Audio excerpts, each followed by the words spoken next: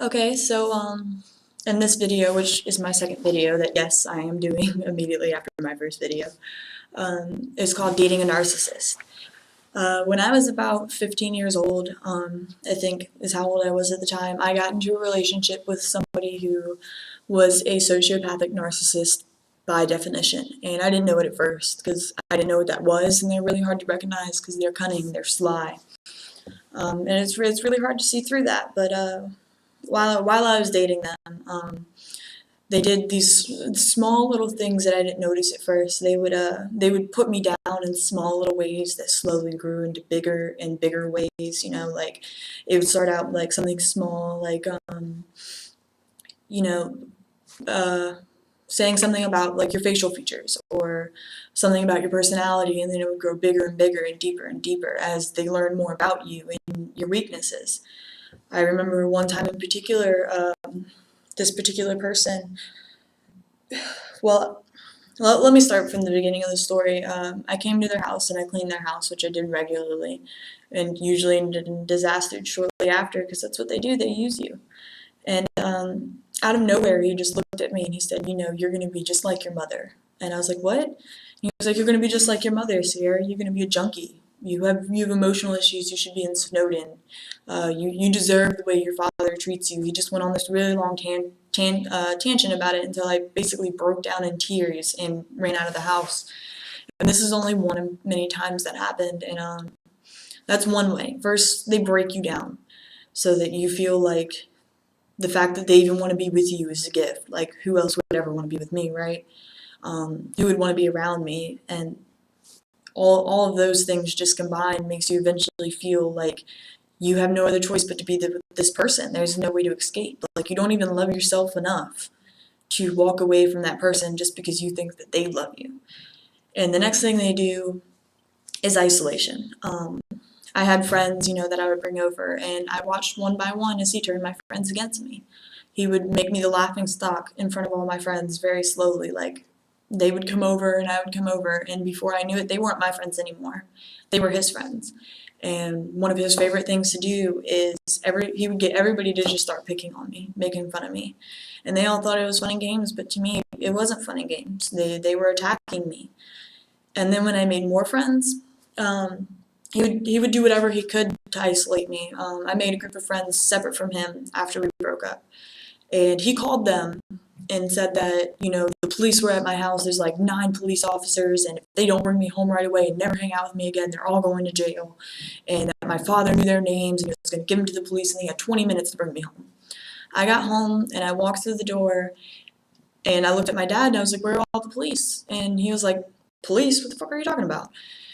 And that's when I realized, he just isolated me. It happened again. It worked. Because when I tried to contact these people again, it didn't matter what I said. They wouldn't listen to me. They didn't want to hang out with me anymore, you know?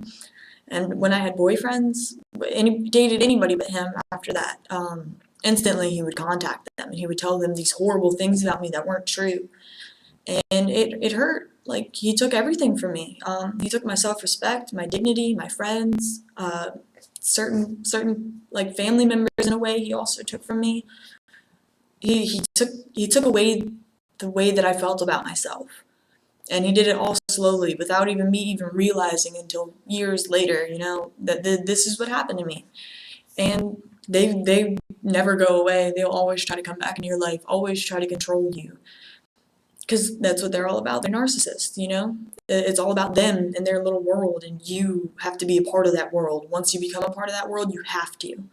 I mean, recently, like, on comments on Facebook, like, he started attacking me again. He said in front of everybody, he was like, oh, you're nothing but a junkie, Sierra.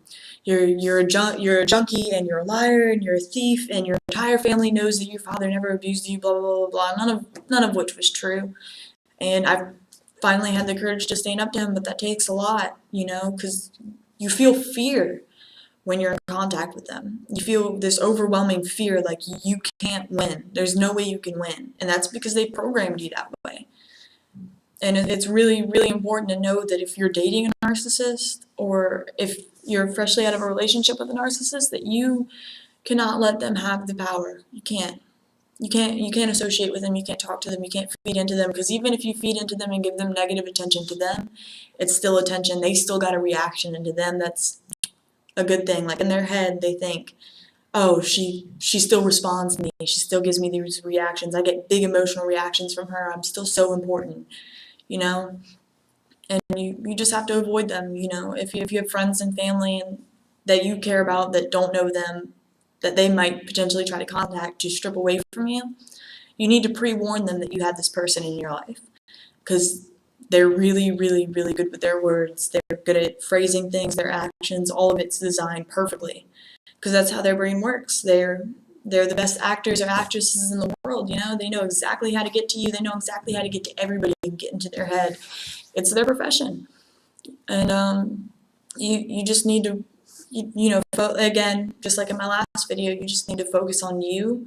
Don't focus on them. You know, as little as possible, don't focus on them. Let the people in your life know that this is what happened, this is what they are, and if they try to contact them, just not to associate. Because if they do contact them without them knowing, they could get into their heads and they can turn them completely against you, and that's what they're all about, destroying your life. Destroying your life so that their life is your life. That is their purpose, and you cannot let them do that to you. You can't let anybody do that to you. I'll leave some links in the description about sociopathic and narcissistic awareness, some tips and tools to get over it and help you to move on. I hope my experience helped you. If you liked the video, like and leave your comments below. Let me know your past experience or anything that you know or helpful hints that you would like to give out. And have a nice day.